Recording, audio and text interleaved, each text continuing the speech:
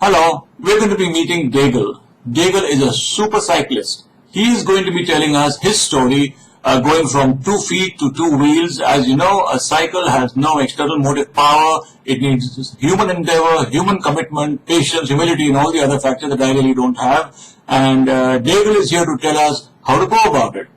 Have a look. Hi, Mr. Aditya. This is Lazarus and Daegal over here.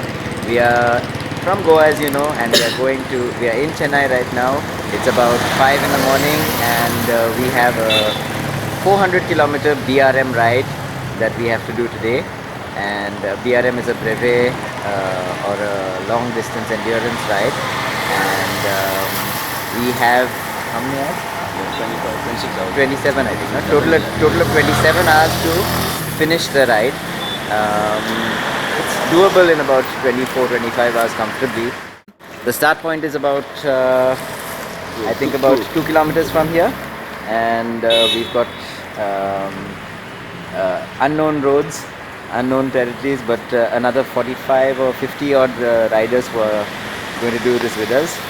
So here's to a good ride, and see you soon.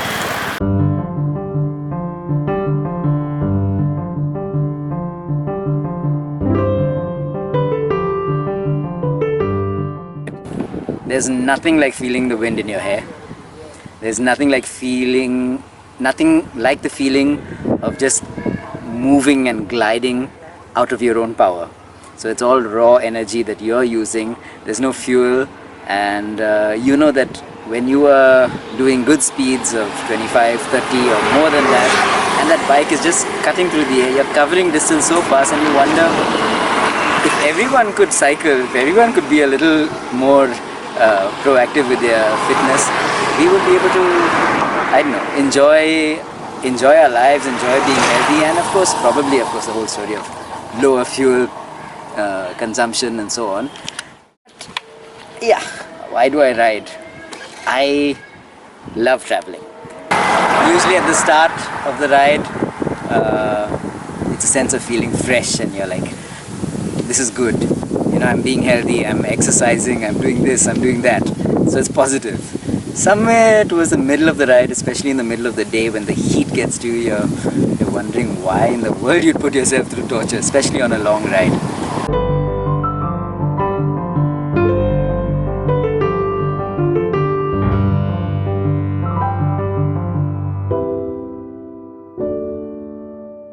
In terms of a sense of endurance, my toughest ride has been the ride that we did from Goa to Kanyakumari.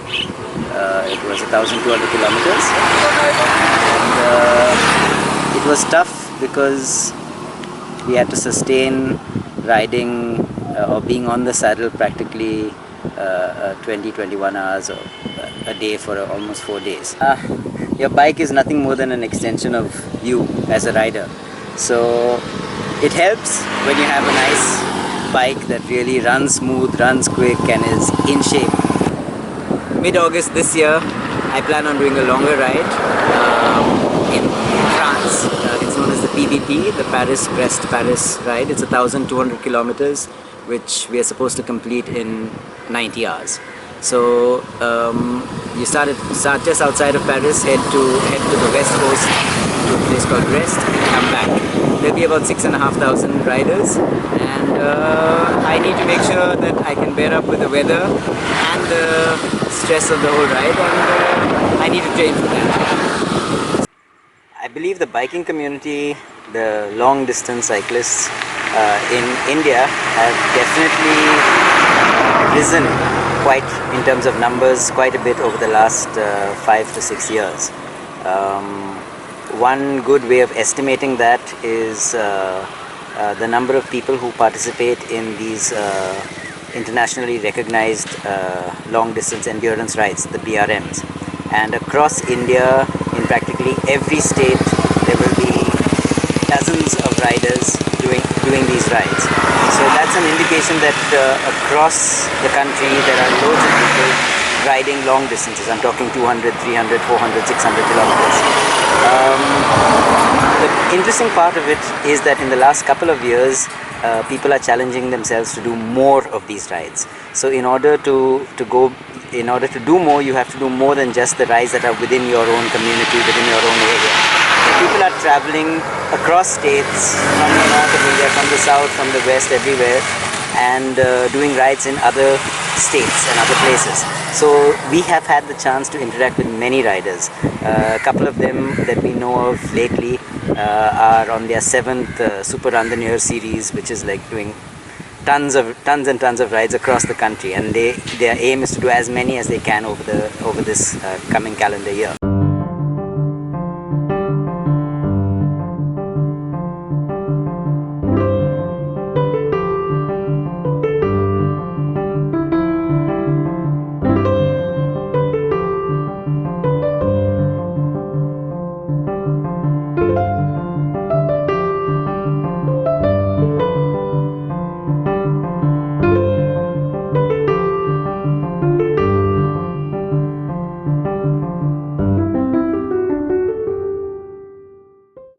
You know, once upon a time, none of us would look at riding as a sport. Cycling was something you do to get from point A to point B within the market area or so and so.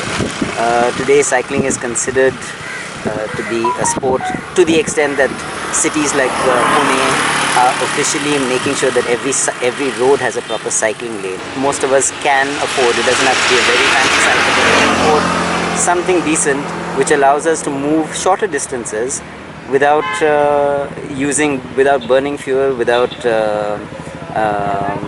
giving yourself a chance to remain more fit.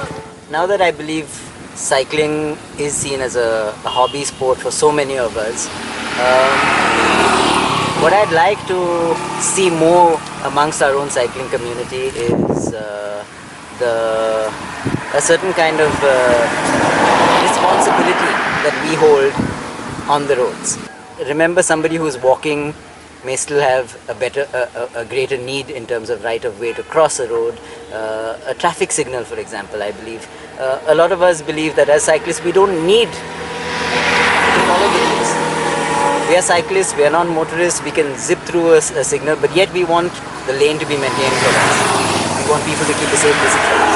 So we should follow all the rules. At a signal, stop. Go when it's green. Be clear about your hand signals. Be courteous to older people, to women and children. Slow down. Call out. Make sure you're heard, make sure you're seen so that you can avoid accidents. And if you spread the cheer of cycling all around, if you seem like a happy person, nothing like it, the next guy may see you and say, hey, I want to do that and I want to cycle as well. So there you go. You might just get a few more cycling buddies along the route.